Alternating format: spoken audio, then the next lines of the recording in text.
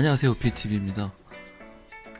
오늘 처음으로 블록체인에 관한 컨텐츠를 가지고 방송을 시작하게 되었습니다. 첫 번째 키워드로 4차 산업혁명의 시작에 관한 이야기를 지금부터 시작해 보겠습니다. 많은 경제학자들이 4차 산업혁명의 시간을 정확히 언제라고 표현할 수 있을까에 대한 궁금증을 많이 이야기들을 했는데, 미래 경제학자들이 말하는 4차 산업혁명의 시작일은 2009년 1월 3일이라고 합니다. 자, 그럼 왜 그날을 4차 산업혁명의 시작일이라고 하는지, 도대체 그날 어디서 무슨 일이 일어났는지, 블록체인을 이해하기 전에 꼭 봐야 할 신문 한 장. 2009년 1월 3일 영국으로 한번 가보도록 하겠습니다. 2009년 1월 3일 영국의 더 타임스라는 신문 일면에 실린 기사 내용입니다. 신문 하단에 네모 빨간색 상자를 보시게 되면 Chancellor on the brink of second bailout for banks라고 표현이 되어 있죠. 정말 아이러니하게도 비트코인의 창세기 블록 안에는 비밀 메시지 여러 가지를 좀 눌러봐야 돼요. 이렇게 클릭을 하다 보면 이 방금 The Times 신문에 실린 내용과 똑같은 내용이 창세기 블록 안에 쓰여져 있습니다. 비트코인의 개발자였던 사토시 나카모토는 왜 이 긴 문장을 비트코인 창세기 블록에 넣어놨을까요? 그리고 같은 날 영국의 더 타임스 신문에 저 내용이 왜 같이 쓰여져 있었을까요? 자, 그럼 짧은 영어 실력이지만 해석을 한번 해보도록 하겠습니다. 챈슬러는 재무부 장관, 영국이니까 물론 영국 재무부 장관을 뜻하겠죠. A brink of, 무엇에 직면하다, 맞닥뜨리다. Second bailout은 두 번째 구제 금융. 그러면 직역을 한번 해보도록 하겠습니다. 은행에 대한 두 번째 구제 금융에 직면한 재무부 장관. 다들 잘 아시겠지만 2008년도에 리먼 브라더스의 파산, 많은 분들이 이야기하시는 신뢰할 수 있는 제3자 거대 기업이죠. 근데 그들의 잘못된 정책에 의한 잘못됨을 정부에서 첫 번째 구조의 금융을 해줬고, 언젠간 또다시 계속 이런 식의 금융 시스템 하에서는 두 번째 구제 금융을 해줘야 될 시기가 분명히 올 것이다 라고 경고 같아요. 사토시 나카모토는 이 글을 쓴 이유가 또다시 그런 일이 벌어질 거에 대한 그 전에 대한 경고. 제 생각은 그래요. 두 번째 구제 금융을 해줘야 될 시기에 맞닥뜨리면 비트코인을 개발한 이유를 너네들이 알 거야, 이 정도의 어떤 좀 의구심 가는 그런 표현 아닐까요? 저는 그렇게 해석을 했어요. 방금 전에도 제가 이야기 드렸습니다만 이 구제 금융에 대한 이야기는 굉장히 좀 익숙하지 않나요? 2007년부터 스멀스멀 움직였던 금융위기, 서프라임 모기지 사태를 기억하실 거예요. 젊으신 분들은 아마 좀 어렴풋이 기억이 되겠지만, 아마 나이가 좀 있으신 분들은 굉장히 큰 여파가 왔었기 때문에 많이들 기억하실 걸로 알고 있습니다. 서브프라임은 서브웨이, 지하철. 서브란 뜻은 약간 밑이란 뜻이죠. 프라임은 등급. 이렇게 좀 해석하시면 편하실 거고, 한마디로 어떤 등급이 낮은 분들에게 모기지, 주택담보대출을 줬다는 얘기죠. 그럼으로써 첫 번째 금융위기에 맞닥뜨리고 또 직면했죠. 왜 서두권이 분별치 않은 사람들에게 그 비싼 집들을 거의 95%까지 대출을 해주면서까지 그런 식으로 주택담보대출을 해줬을까요? 근데 단 하나였던 것 같아요. 땅값이, 집값이 항상 오른다는 명제하에 그분들이 정상적으로 이자나 원금을 갖지 못하니 파생 상품들이 생기죠. 제2금융권, 제3금융권 쪽으로 또 돈을 계속적으로. 근데 결국은 그 사태 자체가 이제 미국에 터져버렸죠. 마구잡이식 달러 찍기 놀이가 그때부터 시작이 된 거죠. 자국의 거대한 이 은행 하나가 파산을 하니까 그 대비책으로 전 세계의 많은 기업들과 많은 개인들이 피해를 봤다는 거죠. 여기서 잠깐 제가 달러에 관한 이야기를 한번 해보도록 하겠습니다. 상식 퀴즈, 상식 문제 하나 내보겠습니다. 달러는 누가 발행을 할까요? 1번 미 연방정부, 2번 민간기업. 아시는 분들은 다 알고 계시지만 민간기업입니다. 달러를 찍어내는 곳이 민간기업이라는 거예요.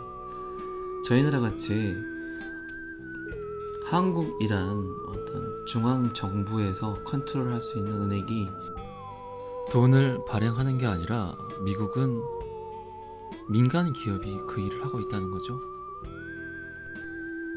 여기서 약간 심도 있게 생각을 해봐야 될 부분입니다. 분명히 민간기업, 우리나라로 치면 삼성이나 현대 같은 기업들이 거대 자본을 들고 본인들의 이익을 위해서 통화정책을 핀다면 전 세계의 80%가 달러로 유통이 되고 그 달러 때문에 전 세계가 움직이고 있는데 이거를 민간기업에서 발행을 하고 있다는 거예요. 1971년도에 분명히 미 연방정부는 금태환 제도를 폐지시켰어요. 폐지시킨 이후부터 이 달러에 어마어마한 힘이 실어지게 된 거죠. 어떻게 생각하면 태초부터 굉장히 잘못된 이 통화정책이었던 거예요. 달러는 도대체 어떤 의미일까요? 사람의 몸으로 치면 피와 같은 존재죠. 전 세계를 순환하면서 전 세계를 움직이게 하는 동력과 같은 역할이죠. 그러니까 기축통화라는 표현들을 굉장히 많이 써요.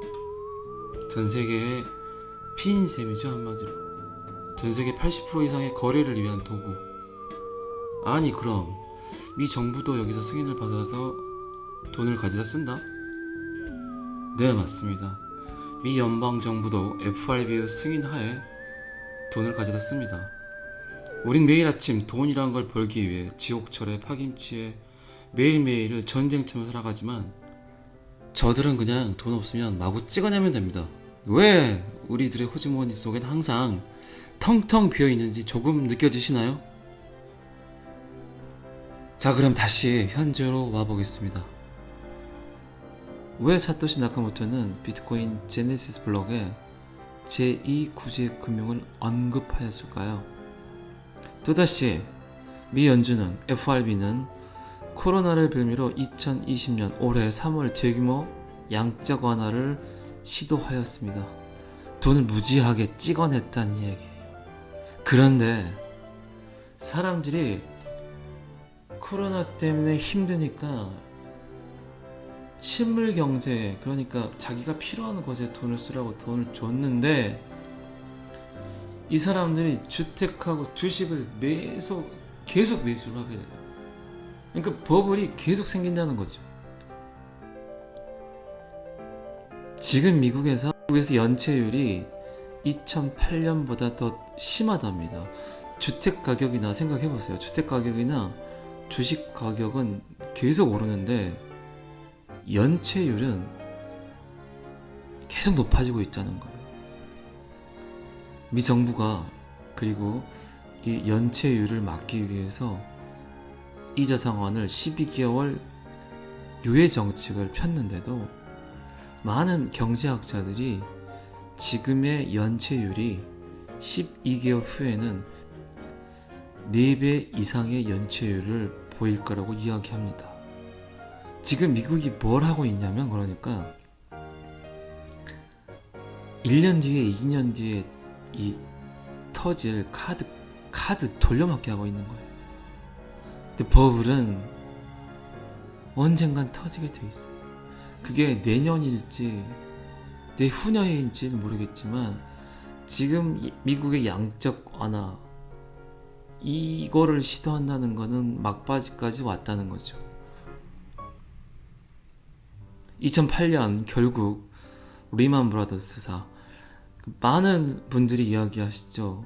신뢰할 수 있는 제3자라고 표현을 하죠. 누군가의 A와 B의 거래에서 이거를 보증시켜 줄 수 있는 한 기관, 신뢰할 수 있는 제3자, 정부 입장에서는 개인 간의 거래는 은행일 수도 있겠지만 나라와 나라 간의 거래는 달러겠죠. 개인과 개인 간의 거래, 국가와 국가 간의 거래 중에서 굳이 이 중개소, 중재자 역할을 했던 기관이나 단체 없이도 나의 자산이 안전하게 내가 원하는 곳으로 보낼 수 있는 이런 시스템이 만약에 형성이 된다면 굳이 이 불필요한 과하게 수수료를 물어야 되는 이런 중재자들이 필요 없다는 거죠, 한마디로. 거대 기업이죠. 리만 브라더스의 파산 이후에 수많은 파생 상품들이 또 나왔죠. 더불어 전 세계가 하나의 민간 기업에 의해 아주 쥐락펴락 줄도전을 하게 되고 또 많은 피해를 봤죠. 아직도 미국의 달러를 신뢰하시나요? 비트코인의 개발자 사토시 나카모토는 그게 싫었던 것 같아요. 더 이상 달러에 놀아나지 않겠다는. 2008년 이후에 이런 중앙 집권적인 금융 시스템이 지속되면 언젠간 또다시 두 번째 구제 금융을 해줘야 될 날이 올 것이다 라고 예상을 했던 것 같아요. 더 이상 미 연준 달러에 의존하지 않는 나라와 나라 사이에, 개인과 개인 사이에 굳이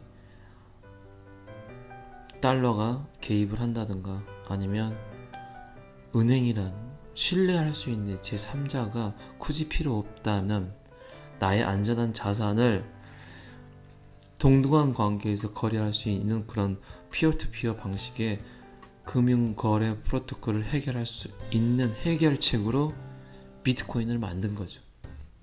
우리는 생각해보세요. 한 번도 은행에게 우리의 돈을 마음대로 쓰라고, 마음대로 투자하라고 해본 적이 없어요.